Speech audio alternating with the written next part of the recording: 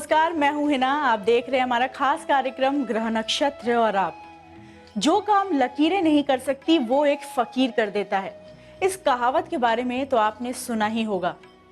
क्या लकीरें हमारे भविष्य को निर्धारित करती हैं? हमारी हथेली, माथे और पैर की लकीरों का क्या है कनेक्शन हमारे भविष्य से? क्या माथे और हाथ की रेखाओं में छुपी है किस्मत? क्या दर्शाती है पैर की रेखाएं? माथे, हाथ और पैर की रेखाओं से कैसे बनती है और बदलती है किस्मत? जानिए क्या है रेखाओं का किस्मत कनेक्शन। इस बारे में हमें ज्यादा जानकारी देंगे प्रख्यात नक्षत्र गतान्वेषी डॉक्टर शंकर चरण त्रिपाठी जी। तो चलिए उनका स्वागत करते हैं कार्यक्रम में। त्रिपाठी जी, आपका बहुत बहुत स्वागत है हमारे कार्यक्रम में। बड़ा त्रिपाठी जी, जैसे कि हमारी कुंडली पे ग्रहों का अंकित होना ही सब कुछ नहीं होता, बल्कि हमारी लकीरें भी हमारे भविष्य को निर्धारित करती हैं। किस तरीके से हमारी लकीरें हमारे भविष्य में परिवर्तन लाती हैं, ये हमारे दर्शकों को बताइए। मनुष्य अपने भाग्य का निर्माता होता है। किसी सामुद्रिक विज्ञान शास्त्री ने नेपोलियन बोनापार्ट का हाथ देखा, कहा तुम तो घोड़े का कूड़ा उठा रहे हो अस्तबल में। कहा हां, मैं छोटा सा सैनिक का सेवक हूं, लेकिन गवर्नमेंट जॉब में हूं। कहें वो लकीर नहीं है, कहें मुझे विश्व पर शासन करना है, विश्व पर विजय स्थापित करनी है। उन्होंने कहा ये सूर्य रेखा जो तीसरी उंगली से नीचे निकलकर आपकी मत्स्य रेखा को स्पर्श कर ले तो आप विश्व विजेता बन सकते हैं। निकाला अपने साथ रखी हुई छोटी सी खंग यानी तलवार और उसी फकीर के सामने खींच दिया लकीर नेपोलियन बोनापार्ट ने। और फिर नेपोलियन बोनापार्ट अपनी किस्मत का मालिक ही नहीं, विश्व की किस्मत का मालिक बन बैठा। यानी ब्रह्मा द्वारा बनाई हुई लकीरें, अंकित किए हुए स्ट्रक्चर जो आपके मस्तक पर उभरे हुए होते हैं, दैवज्ञ भी इसको पढ़ सकता है। चक्रवर्ती के लक्षण तोरे और देखत दया लागयति मोरी। अरे दुनिया, ब्रह्मा के बनाए हुए चिन्ह Leonid Brezhnev the then premier of USSR. बाएं साइड में लक्षण था माथे पर, और बाएं साइड में अगर लक्षण हो ना तो माथा देखकर ही एक दृष्टि मात्र से दैवज्ञ ऋषियों ने क्या बोला है जानते हो क्या? और ये लक्षणम तिल्लम तू ललाटे अपुरुषस्य नपवा और जन का आत्मरूप। माथे पर अगर कहीं भी तिल हो दाहिने साइड में या निशान हो, लक्षण हो, तो व्यक्ति राजा होगा, अन्यथा बहुत बड़ा आध्यात्मिक योगी होकर समाज का प्रतिनिधित्व करेगा, देश का प्रतिनिधित्व करेगा। कितनी बड़ी बात है। 8 अक्षर मस्तक पर, 32 अक्षर हथेली पर और 22 अक्षर आपके पैरों पर अंकित होते हैं। दुर्योधन के पैरों पर अंकित दुर्योधन के कुकर्मों के कारण हाथ की रेखाएं मिट चुकी थी।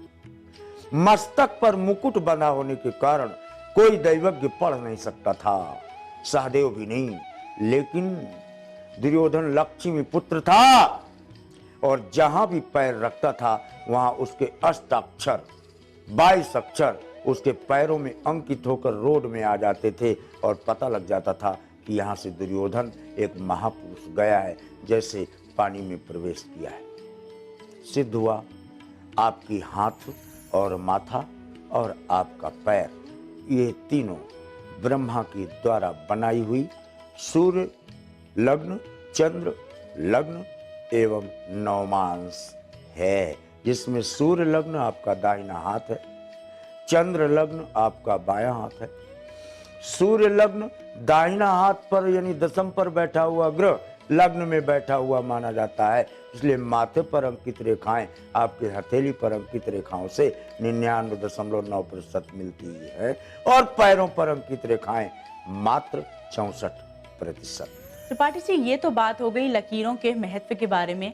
अब अगर हम बात करें हाथों की लकीरों की, हमारी हथेलियों की जो लकीरें होती हैं वो किस तरीके की हों जिससे कि शुभ फल किसी भी मनुष्य के जीवन में आएगा, हमें बताइए।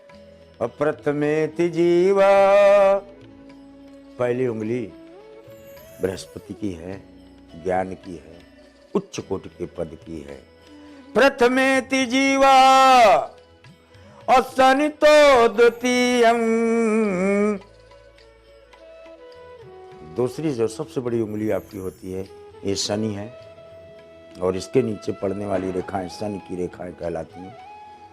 अतृतीय सूरो अचतुरो नपुंसक, और तीसरी सूर्य की है, आपके जीवन की है, आपके कुर्सी की है, आपके यश की है, आपके ग्लोरी की है और आपके प्रतिष्ठा की। तो चौथी उंगली जो सबसे छोटी है नपुंसक शब्द से उद्बोधित है, यानी ये आपका गला है। कुछ भी पियो, चाहे गंगा जल पियो, चाहे पानी पियो और चाहे इसी गले से अनाहतनाथ जागृत कर जो योगी जगा कर ब्रह्म को प्राप्त करो एज यू विश। दर्शकों, त्रिपाठी जी ने हमें यहाँ बताया कि लकीरों का हमारे जीवन में क्या महत्व होता है और किस तरीके की लकीरें हमारे लिए शुभ होती हैं। फिलहाल वक्त हो गया है एक छोटे से ब्रेक का, कहीं जाइएगा मत, क्योंकि ब्रेक के उस पार जब हम वापस आएंगे तो हम बात करेंगे पैरों की लकीरों के बारे में। जुड़े रहिए हमारे साथ, देखते रहिए हमारा खास कार्यक्रम ग्रह नक्षत्र और आप।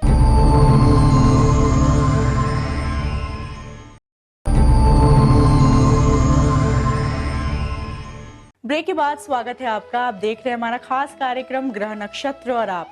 हम बात कर रहे हैं कि कैसी लकीरें हमारे जीवन में शुभ फल लाती हैं और हमारे भविष्य को निर्धारित करती हैं। चलिए जुड़ते हैं एक बार फिर त्रिपाठी जी के साथ और लेते हैं कुछ और जानकारी। त्रिपाठी जी, अब खास तौर पे बात करें पैरों की लकीरों के बारे में। पैरों की लकीरें किस तरीके की होनी चाहिए जिससे कि हमारे जीवन में शुभ फल आएगा, हमें लाभ मिलेगा? पैरों की लकीरों को सब कोई नहीं पढ़ सकता, पूत के पांव पालने में नजर आते हैं। Coming events throw their shadow before they come, Yudhishthir नहीं जान पाया इस रोड पर किसके निशान हैं, अर्जुन नहीं जान पाया, भीम भी नहीं जान पाया, नकुल भी नहीं जान पाया, महायोगेश्वर कृष्ण भी नहीं जान पाए। यक्ष से पूछना पड़ा लेकिन सहदेव ने पहले बता दिया था। यक्ष के पहले दैवज्ञ था सहदेव, पांडवों का सबसे छोटा भाई, अश्विनी कुमार था। उसने जानते हो क्या कहा? दुर्योधनम गच्छति पत्तमेकं प्रवेश जलवा असातो यतादात। अरे महायोगेश्वर कृष्ण, कहाँ ढूंढ रहे हो इस अंधेरे में दुर्योधन को? मैं इस पैर पर पड़ी हुई निशानों से ये देख रहा हूं कि चक्रवर्ती के लक्षणों से युक्त कोई पैर, जिसके पैरों में पद्म रेखा है, सीधी रेखा निकल रही है, ये चक्रवर्ती लक्षणों से युक्त, ये यहां से निकलकर मानसरोवर के अंदर प्रवेश किया है। यानी दैवज्ञ ही 22 अक्षर विसंति द्वया विसंति द्वया शब्दा ब्रह्मनिष्ठेतु तपोनिष्ठम दैवज्ञम तो परिस्वस्थ जाता। यानी जिसकी मोजैक साइट हो पक्षियों की, जिसकी विहंगम दृष्टि हो और जो सहज योग से अपने हृदय के अंतस्थल में स्थित चक्षुओं को खोल चुका हो, वो पैर की रेखाएं पढ़ सकता है। अन्यथा पैर की केवल 3 रेखाएं पढ़ी जा सकती हैं। पहला, अंगूठे के नीचे पड़ा हुआ निशान व्यक्ति को बताता है कि कितना सुमति और सुकर्म से युक्त है, कितने कुकर्म से युक्त है। अगर पैर के अंगूठे के बगल में 3 रेखाएं हों, व्यक्ति अपनी सम्यक रूपेण प्रदीते ससंपदा, अपने भाव पर चल रहा है। अगर वहां 6 रेखाएं हो गई, व्यक्ति अपना ही शत्रु हो जाएगा। अगर अंगूठे के अगल बगल 3-3 रेखाएं हुई, व्यक्ति अपने आप को मार दे, इसकी संभावना से इनकार नहीं किया जा सकता। अगर अंगूठे के मध्य भाग से कोई रेखा निकलकर और हील तक स्पर्श करती है, फिर ये या तो चक्रवर्ती होगा और ये महान योगी होगा या ब्रह्मनिष्ठ होता, ऐसा प्रमाणों से जाना जाता है। दर्शकों, यहाँ त्रिपाठी जी ने हमें बताया कि लकीरें कैसे हमारे भविष्य में बदलाव लाती हैं। अब वक्त हो गया है आज के एपिसोड के पहले कॉलर का सवाल सुनने का। आइए जानते हैं कौन है हमारे पहले कॉलर। मेरा नाम भागीरथी पांडे, पति का नाम रितेश पांडे। 29/7/1980 मंगलवार है, 9:39 सुबह, कलकत्ता। शादी के 3 साल हो गए हैं। कब संतान का योग बन रहा है? मीन कुंभ सतविषा। संतान का कारकत्व बृहस्पति को प्राप्त है, सूर्य को भी मिलता है, मंगल भी भले 2-4 नष्ट करा के तब औलाद दे। शनि बेटी दे देगा, बुध बेटी दे देगा। ग्रहों की स्थितियों के अनुसार केतु और राहु की आवृत्तियां पंचम शनि का प्रमाण ले लेती हैं। इसलिए भई गलानी ओ मोरे सूतनाई, चिकित्सकों की मदद लो जी। आइए सुनते हैं क्या कहना चाहते हैं हमारे अंतिम कॉलर। मेरा नाम मदन गर्ग है, मैं राजस्थान से पोखरण तहसील से हूँ। मेरी उम्र 26 साल है। तो यही है मेरा जो, मैं पैसे वैसे तो बहुत कमाता हूँ और उसके बाद मुझे कुछ मुनाफा नहीं हो रहा है, नुकसान ही होता जा रहा है। कभी आप मुझे कोई ऐसा उपाय बताओ जिससे मेरा फायदा हो। गर्ग जी, आपके तो कुछ है पता नहीं आपको, आवाज ही आपकी पहचान है। पहले भाई मेरी शक्ल देख रहे हो, अपनी भी देख लो जरा गौर से। नीला ब्राउन यही आपने इस समय कपड़ा धारण किया हो, व्हाइट स्ट्रिप से इसमें दिख रही हैं। पश्चिम दक्षिण तरफ आपका मुख है, दाहिना पैर आपने बाएं की तरफ कर रखा है, तब आप मेरे प्रोग्राम को देख रहे हैं, इसी टीवी के प्रोग्राम को। अब मेरे वाक्य को प्रमाणित मिलेगा। छवि ईसा 26 वर्ष आपने कहा। छवि का कारकत्व बुध को है। मैं कोई दैवज्ञ नहीं हूं, कोई ज्ञानी नहीं हूं। वेद की गणित शब्द से क्रोमोसोमल स्टडी करने में सक्षम है। 26 इस ब्रह्मांड का 26 कौन है? वीनस। वीनस कौन है? दुर्गा, शक्ति, माता, बहन।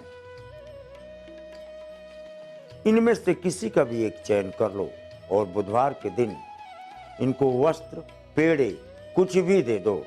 इसके बाद देखो, यही धन रुकेगा और सुमति मार्ग से उन्नति का मार्ग प्रशस्त करेगा। हानि की स्थितियां तत्काल रुक जाएंगी। त्रिपाठी जी, आप हमारे कार्यक्रम में आए और आपने हमें दी एक खास जानकारियां। इसी के साथ साथ आपने हमारे दर्शकों के सवालों के समाधान भी बताए, उसके लिए आपका बहुत बहुत धन्यवाद। दर्शकों, अब वक्त हो गया है एक और छोटे से ब्रेक का। कहीं जाइएगा मत, क्योंकि ब्रेक के उस पार राजेश जी आपको बताएंगे चंद्रमा कैसे दूर करेगा शारीरिक दोष और विकार। चंद्रमा पूजन से कौन सी बीमारियां होंगी दूर। अस्थमा में क्यों विशेष प्रभावी है चंद्रमा।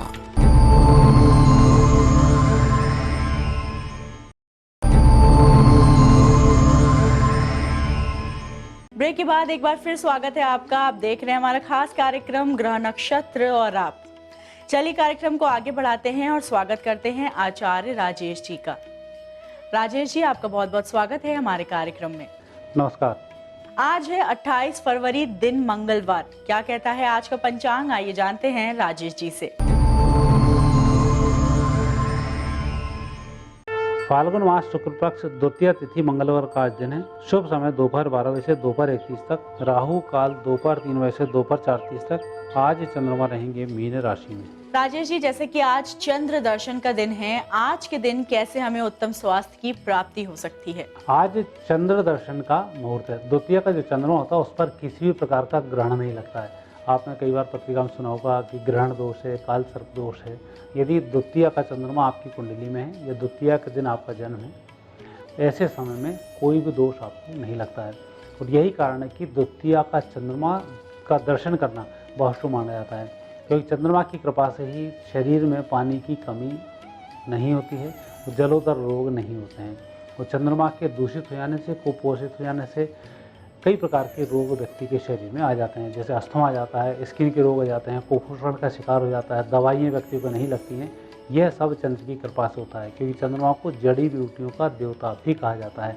यही कारण है कि चंद्रमा के दर्शन करना और चंद्रमा को दूध अर्पित करना, अर्थात सायंकाल रात्रि के समय जब चंद्रमा को हम देख लेते हैं तब थोड़ा सा दूध चढ़ाया जाता है। ऐसा करने से व्यक्ति के स्वास्थ्य में सुधार आता है और जो रोग व्यक्ति का पकड़ में नहीं आ रहा है वह रोग भी पकड़ में आ जाता है।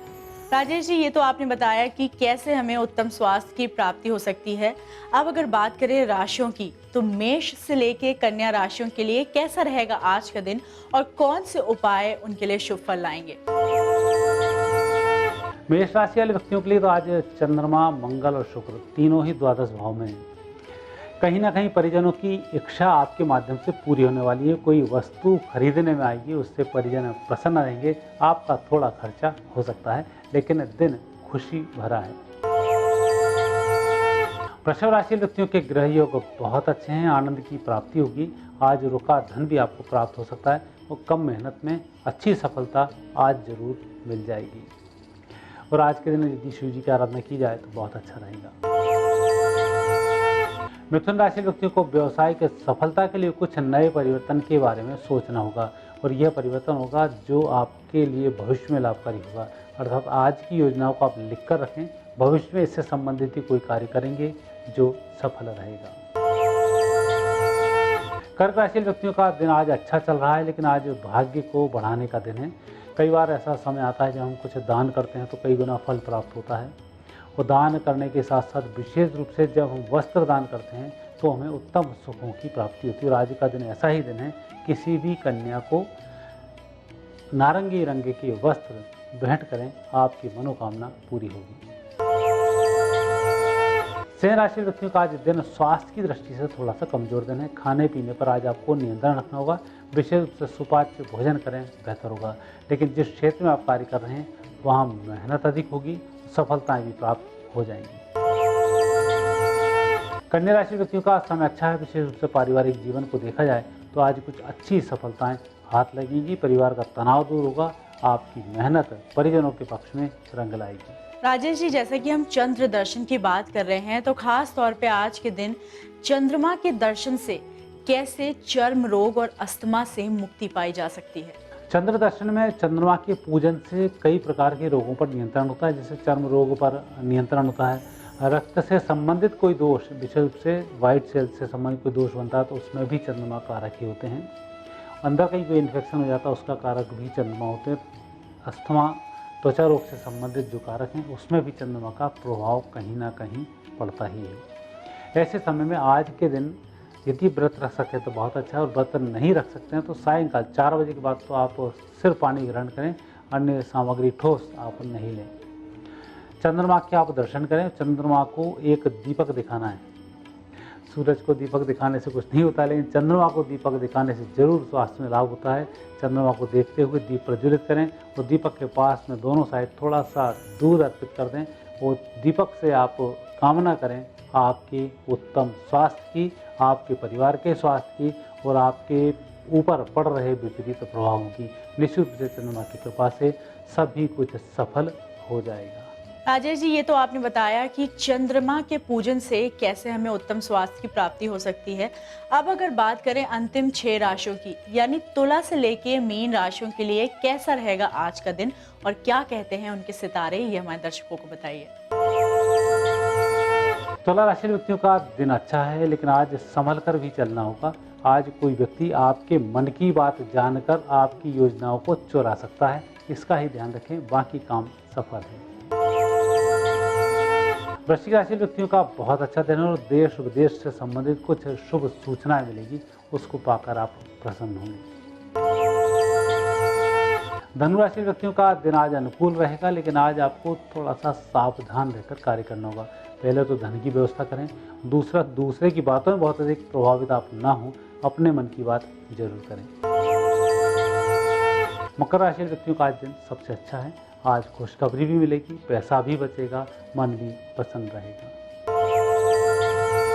कुंभ राशि व्यक्तियों पर सूर्य केतु का प्रभाव है। जब सूर्य केतु का सामूहिक प्रभाव पड़ता है तो व्यक्ति को थोड़ा सा संभल कर कार्य करना चाहिए। ऐसे समय में कुछ व्यक्ति अच्छा निर्णय करते करते एकदम गलत निर्णय ले लेता है और उसमें लंबे समय तक लंबा नुकसान होता है। तो आज आप उस चीज़ से बचें। और सबसे अच्छा तो यही हो कि आज दोपहर के समय में किसी भी भिखारी को चाहे समोसा, कचौरी, कुछ भी आप दान कर दें, भोजन दान जरूर करें। मीन राशि व्यक्तियों का समय अच्छा है। तरक्की भी होगी, खुशियाँ भी मिलेंगी और आपके काम सही तरह से चलते भी रहेंगे। लेकिन आज आप जो भी कुछ कर रहे हैं भयग्रस्त रहकर उस कार्य को नहीं करें, प्रसन्न रहकर कार्य करें, ताकि आपकी खुशियाँ कई गुनी बढ़ें और अच्छे समय में अच्छे काम संभव हो सकें। राजेश जी, आप हमारे कार्यक्रम में आए और आपने हमें दी खास जानकारियां, उसके लिए आपका बहुत बहुत धन्यवाद। धन्यवाद। दर्शकों, अब वक्त हो गया है आज के इस एपिसोड को यहीं समाप्त करने का। कल आपसे फिर मुलाकात होगी एक नए विषय के साथ। तब तक के लिए नमस्कार।